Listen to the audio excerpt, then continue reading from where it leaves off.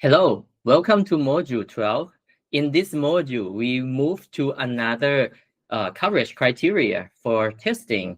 We're going to discuss the concept called logic coverage. So we have started from this input space partitioning technique, and then we have finished discussing the graph-based technique. And now we are focusing on this one, which is the logic-based technique, okay, which we can apply to several types of software artifacts like source code, specs, finite state machine, and so on. So logic coverage is the technique that ensures not only that the test will reach the certain locations in the software, but we also can ensure that it infects the software.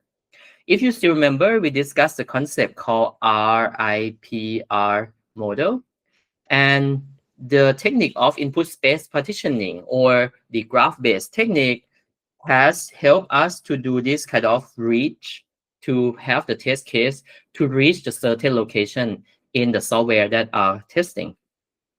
Now, this logic-based technique will help us in the I aspect, which is it will help the test case to infect the code and try to reveal the errors, try to trigger the faults to create an errors that make the software be in the incorrect internal state.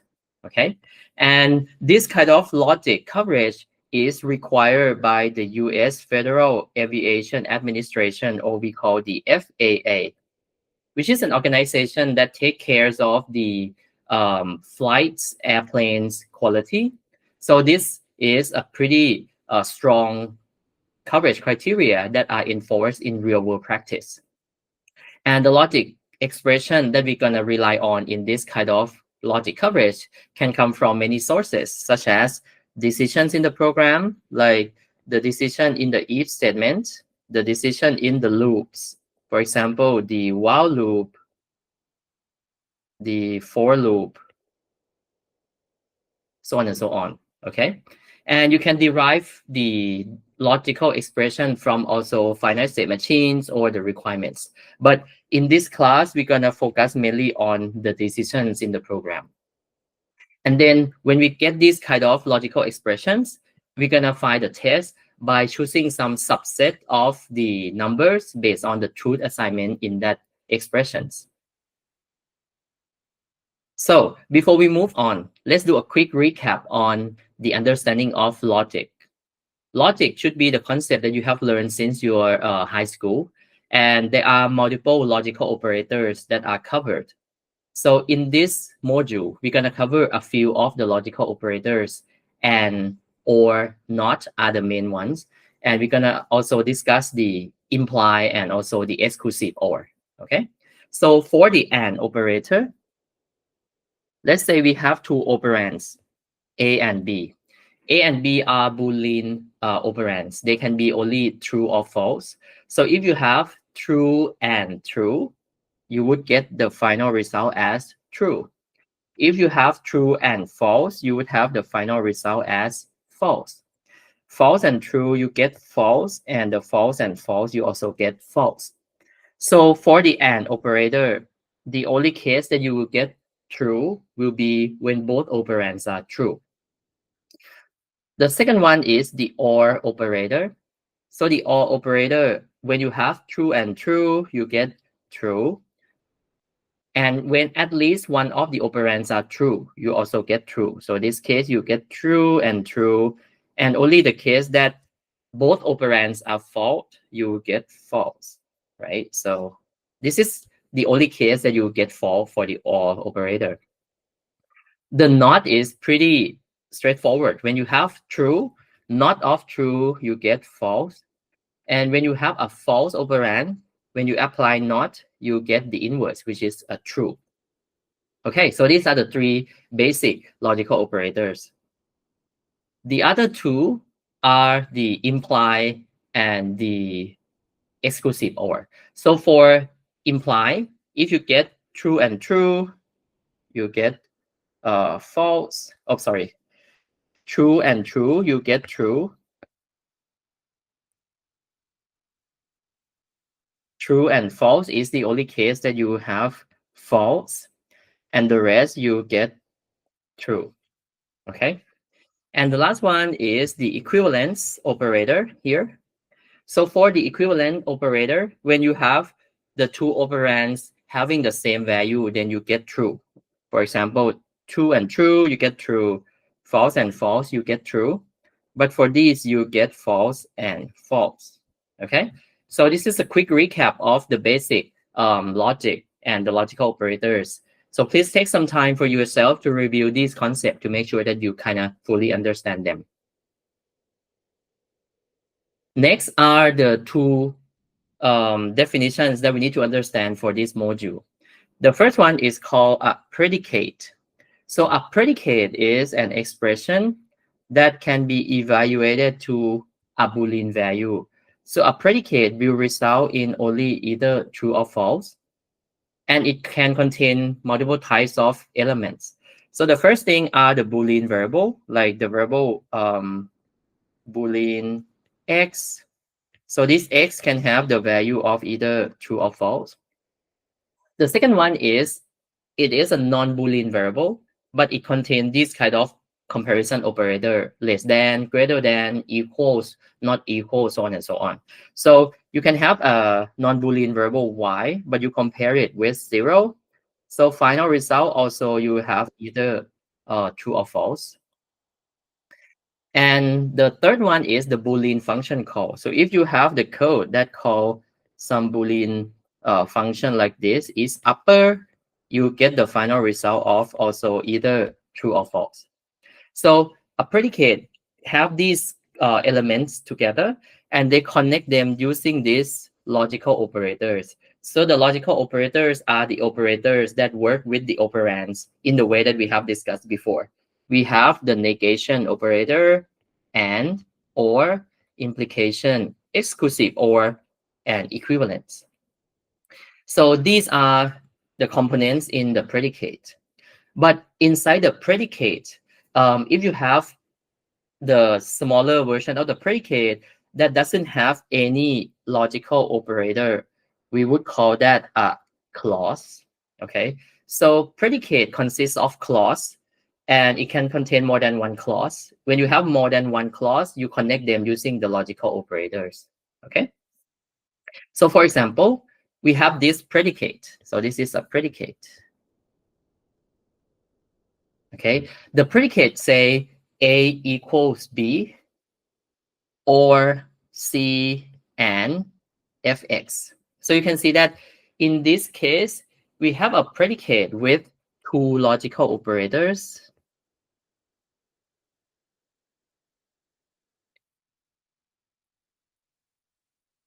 And we have three clauses inside them. So again, the clauses are the predicate that doesn't have the logical operators. So it is a smaller version of the predicate.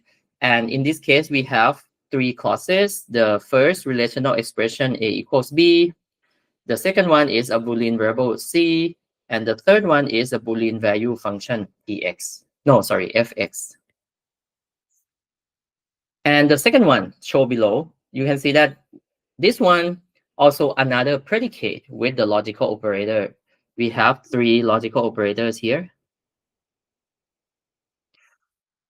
It also contains three clauses because we have one clause that are shared among these inside the predicate here. So you have the same three clauses of A equals B, C, and the function call of fx. And these two predicates are actually logically equivalent because you kind of put this into the two clauses afterwards. So if you evaluate this predicate with the same value of A, B, C, and fx, you're gonna always get the same final result. So this is called logically equivalent predicates. And most of the predicates usually will contain some of the clauses, and the sources of the predicate can come from multiple locations.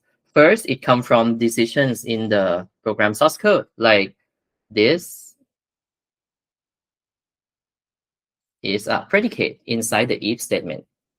It can come from finite state machine, where you have this kind of comparison in the state machine.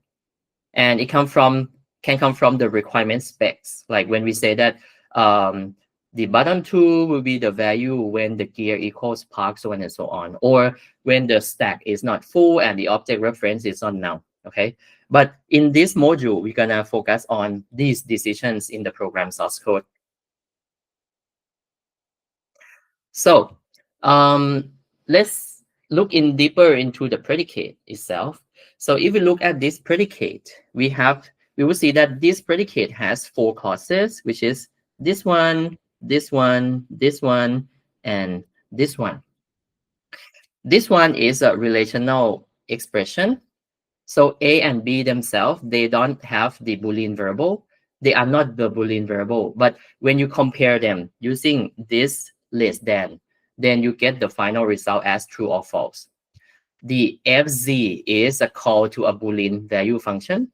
The d itself is a Boolean variable. And the last one also is a relational expression when you compare m to n multiplied by o. So when we analyze the predicates in the software system, we found that most of the predicates only have very few clauses. So 89% have 1 clause. About 9.5% have 2 clauses. Only 1% have 3 clauses, and very small number that has 4 clauses or more. And the source of predicate, we already discussed: decisions in the program, guards in the finite state machine, decision in UML activity graph, so on and so on. And the big study of 63 open source program found that in these 63 open source programs, there are more than 400,000 predicates inside the software. So in your software, there are actually several kind of predicates, and you can have multiple decisions in the program that you have to test. Sometimes when you try to translate from English language or any kind of natural language into the decisions, into the logical expression, there are some tricky things occurring. For example, I would say, I am interested in ITCS 473 and ITCS 431. So if you literally translated this, it would be and, right? But if you write it as a logical expression, actually it is an or operation, because it means you can take either ITCS 473 or ITCS 431. So this thing is a bit tricky, whether it's going to be and or. So you must kind of be able to distinguish between the natural language and what's the actual logical expression should be. Another example is that when you say something like, if you leave before this time, 6:30 a.m., you take a road called Braddock to another road, 495. But if you leave after 7, then you take another road, Prosperity, to the Highway 50, and then continue to the 495.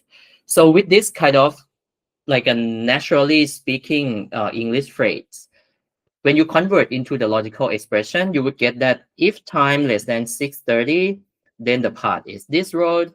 And if the time more than 7, then the path is this road. What about the time from 6:30 to 7 a.m.? That is missing, right? So when we actually change it into the logical operator, you might need to fix something to fill in the gap.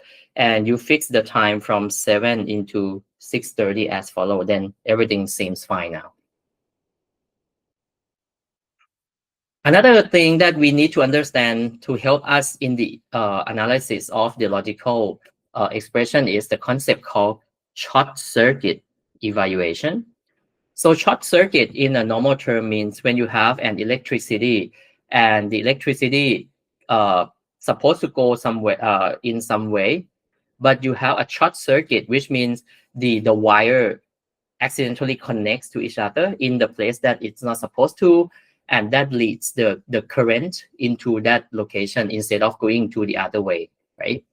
And the short circuit evaluation illogical expression is pretty similar. So if you have some kind of logical expression and you can come to the conclusion much faster without actually evaluating the whole logical expression, then it is called a short circuit. Okay, how it's like? So let's see. If you have this kind of logical expression, okay, you have three clauses, clauses 1, clauses 2, clause 3. There's an OR and an AND operator here. From the AND, we know that if we have true and true, you get true. True and false, you get false, right? False and true, you get false. And false, you will get false. We can see that whenever we have a false in any of the operand, the AND operator will always get false suddenly without needing to see the other side, right? Either it's going to be true or it's going to be false. The final result will always be false.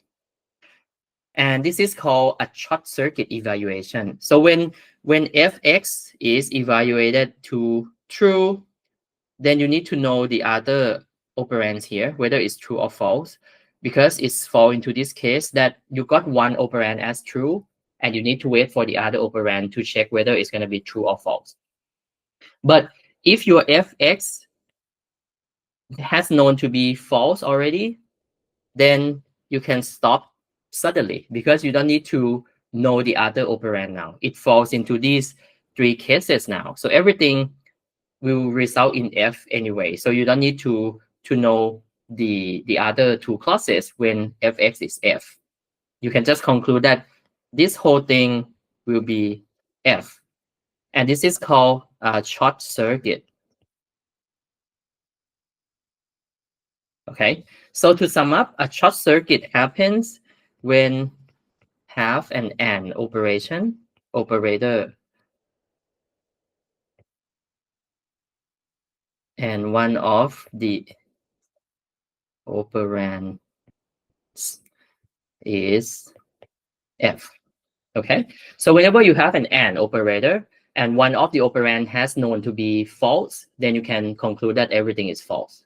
And you can save your time not going through all the others clauses. What is a real world example of this short circuit evaluation? So if we have this kind of code, if is hungry and time equals F time, right? So you have the AND operator here. This is a Boolean variable, and this is a method call. And for this, something can change, right? But it's an AND operator. So if you know that is hungry, if it's evaluated to true, then you have to check for this clause here, time equal F time. But if you know that if hungry is already false, you don't need to know this one. You can conclude that the whole thing will finally be false anyway. Okay, so this is another kind of short circuit. So if we know that it falls into this kind of pattern of the short circuit evaluation, we can stop evaluating suddenly when we know that one of the operands is already false. Okay, so this is a basic concept to lead us to the logic coverage criteria. So for the logic coverage criteria, we will use these kind of predicates as our source of deriving the test cases. So you develop the model based on the predicates. Okay, before this, we developed the model based on the input. The second one is we developed the models based on graphs. And now we're going to develop a model based on predicates. And then we require the test to satisfy some combinations of the clauses inside those predicates. So to do that, we need to have some kind of definition of the abbreviations first. So P is a set of predicates. Okay, P stands for predicate. Capital P is a set of predicates. Small p is one single predicate in those set of predicates. C is a set of clauses in P.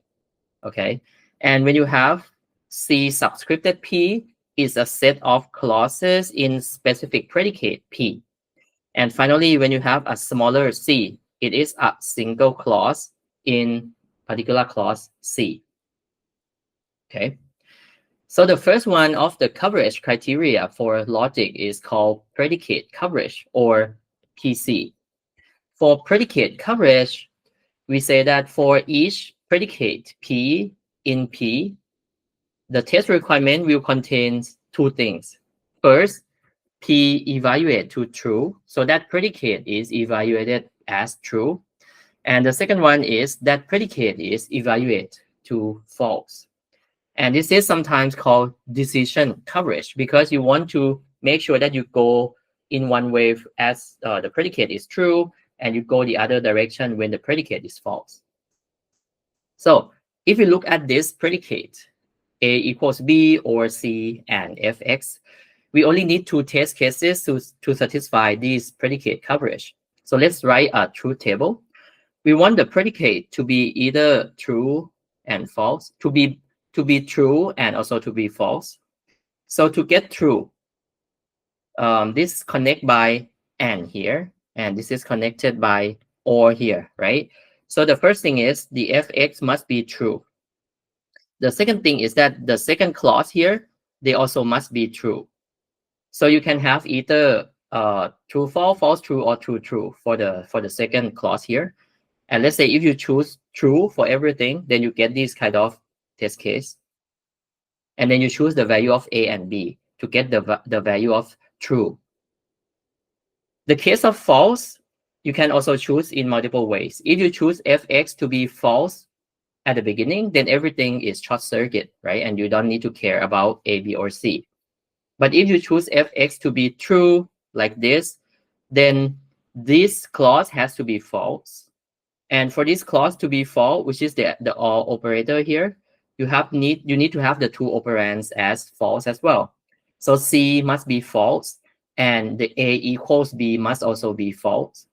So we choose the value of A and B to be not equal, and then you get false. So in this case, you already satisfy predicate coverage, that it becomes true one time and it becomes false one time. However, if we look at here, you will see that the Fx has only true value, while C has covered both true and false, and A equals B also cover both true and false. So the clause Fx, we haven't checked the value when it is false, and we leave that missing. So the PC does not evaluate all the clauses, it only checks the final result of the predicate. Okay, so can we do better? Yes, we have the second type of coverage called clause coverage. So for the clause coverage, we have the test requirement that checks in the clause itself. So for clause coverage, the test requirement checks whether each clause evaluates to true, and either each clause evaluates to false as well. And this is called condition coverage, not decision coverage. It goes into deeper detail, not only for the predicate level, but you check at each clause level. So let's say if we have this same predicate again, and we want to make sure that all the clauses are evaluated to both true and false. Okay, so A equals B must be having both true and false, C must be having both true and false, and Fx must be evaluated to true and false. So first, I set A and B to be true, I set C to be true, and I set Fx to be false. This results in the final predicate to be false, and yeah, the value that I chose for A and B must be equal. And next, I need to cover both cases, right? So I already covered true for A equals B, so now I need to cover false. For C, I already have true one time, so now I need to change to false. And for Fx, I already covered false, so in the second time, I cover the true part. And with this, I now have the result like this. And now I got another problem that you can see that we satisfy clause coverage already. All the three clauses has been evaluated to both true and false.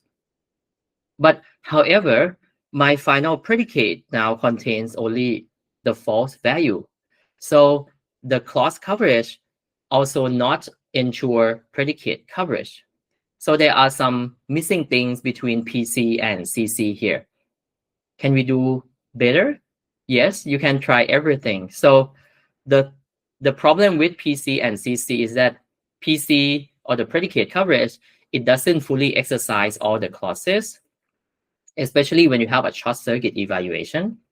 And when you go for the clause coverage, you also cannot ensure that you cover the value of the predicate on both true and false.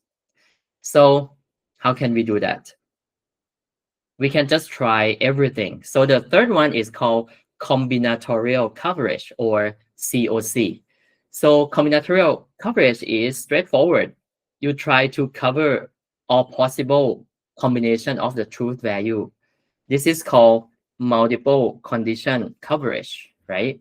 So if you have the same predicate and we have three clauses, we need to cover, so it's three clauses, right? We need to cover 2 to the power of 3, which is 8 conditions.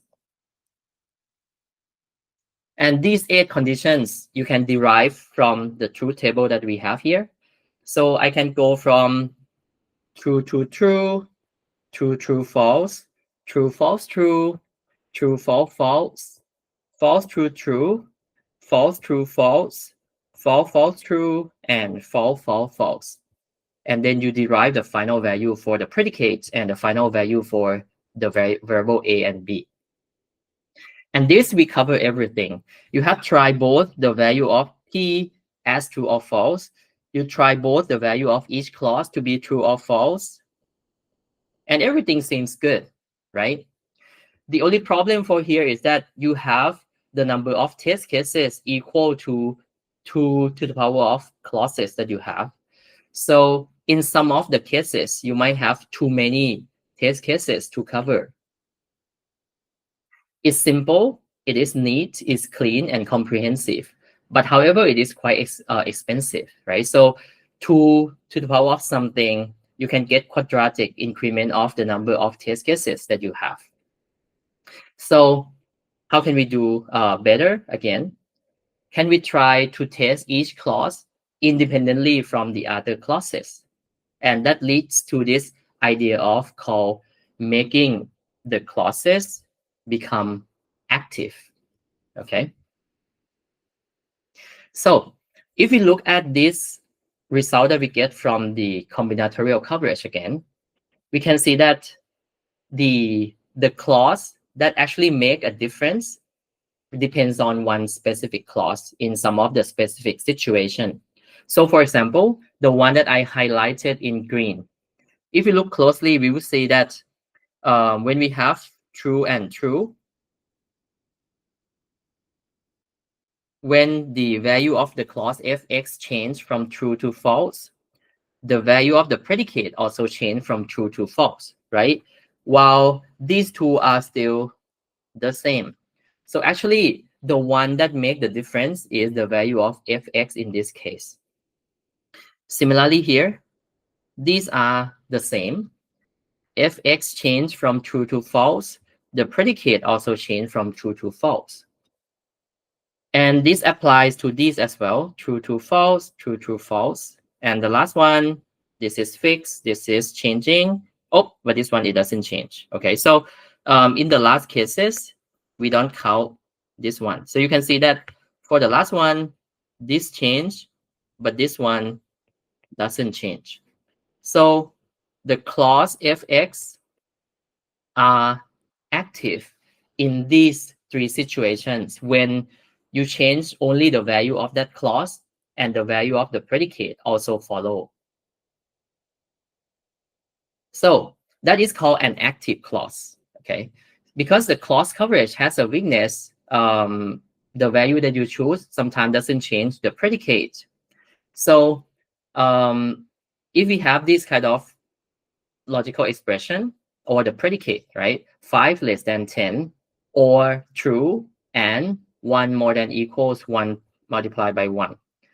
You can see that because this is already true, right? So only the first clause that makes the difference in this kind of predicate. And that is when the first clause becomes the active clause. It's the one that decides, or it's the one that is the determining factor of the value of the predicate. So what is determination? When a clause in a predicate is a major clause, okay? There's another terms. So it is a major clause when that clause determines the value of P. If and only if the value of the remaining minor clauses CJ, which means the other clauses in the predicate. Oh, sorry, in the predicate. Such that when you change the value of CI, you change the value of P. Okay. To simply put again, major clause change the predicate. Just a moment. Oops, why it's not great? Major clause change the value. The predicate also change. Okay. So, and this concept is called, we are making the clause active. So when making the clause active, we need to find a situation where the other clauses do not change the value, and you only change the value of that one single clause, and that creates the predicate to also change the value as well. So let's start by this pretty simple example first to see which one is a major clause and which clause determines the value of the predicate. If we start by the left one, P equals A or B, we can see that if B is true, P will always be true because it's an OR operator. If B is false, so let's say if B is false, then the value of A will be the one that determines the value of P, right? Because if B is true, A is true, P is true. If B is true and A is false, then the P is also false. So this is a case where A is a major clause. In another case, if A is false, sorry, I will change this one. If A is false, then B is the one that determines the value of P. So similar thing. If B is true, P is true. If B is false, then P is false. So this is a case where B is a major clause. Okay. So the case on the right, when we have an AND operator, we can see that when B is false, P will always be false. So this is a short circuit case, right? But however, if B is true, then the whole predicate depends on A. A is true, then it's true. A is false, then it's false. So this is A is a major clause. Or we can say A determines P. And if A is true instead, now the predicate depends on the value of B.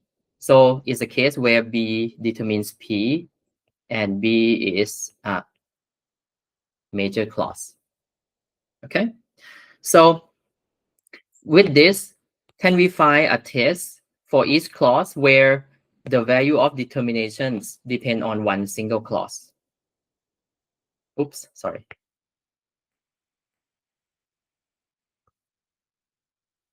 And yeah, this is the way that we come up with the new kind of predicate. Okay, it is called active clause coverage, or ACC. So for active clause coverage, we try to find that for each predicate and each major clause inside that predicate, can we choose the minor clauses that makes the major clause determines the value of P. And the test requirement will have two requirements, which is that active clause evaluated to true and that active clause is evaluated to false.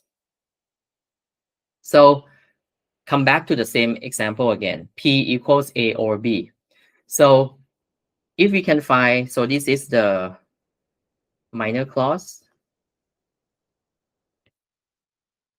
We fix them at false, and then we try A, which is a major clause, to be either true or false. And then we switch when this is minor. So this value is fixed. And then we have this B to be a major clause.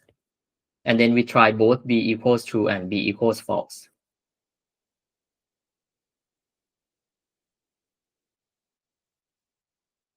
Okay, and in this case, the last one is a duplicate of this case 2 here. So we can have only 3 cases is enough. And this is a form called MCDC, which is the test criteria that are required by the FAA that I discussed before for safety critical software, like in an airplane. Okay. However, the definition of this active clause coverage, it doesn't precisely specify whether the minor clause needs to have the same value when the major clause is true and false or not. So there is an improved version of this called correlated active clause coverage, which adds this part that the value chosen from the minor clause CJ must cause the predicate P to be true for one value of the major clause CI and false for the other. And it is required that the predicate when CI equals true not equal to the predicate when CI equals false. Okay, so for this, it allows the minor clauses to have different value. So you don't need to have the same value for the minor clauses, and we can use this to create the test cases. Okay, so let's see an example. So we have this predicate A and B or C, and I have derived these tests in the truth table here. So if you have TTT, you get T, TTF, you get T, TFT, you get T, TFF, you get F, so on and so on. Okay, you might need to take some time to read this to understand how we come up with this final evaluation result for the predicate. So you can stop the video for a bit, trying to derive how do we get the final result for the predicate, and then you can resume the video.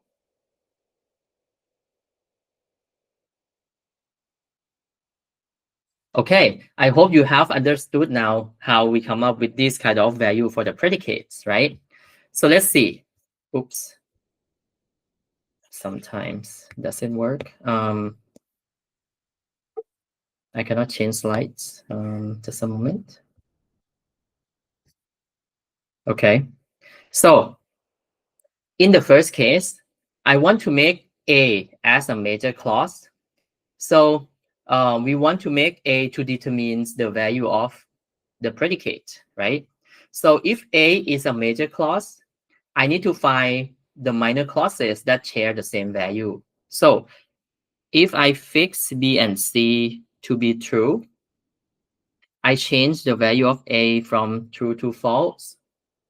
I check whether the predicate changed or not. And in this case, the predicate also changed from true to false. So this is the case where A is actually active clause. So the next one, B and C are true and false. I change the value of A from true to false. the value of the predicate also changed from true to false.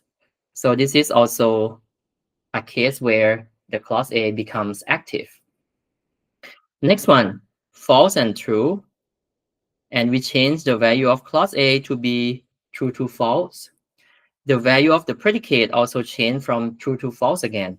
So this is also a case where A is actually active. The last one, we have fixed B and C as false. And we change the value of A from true to false again.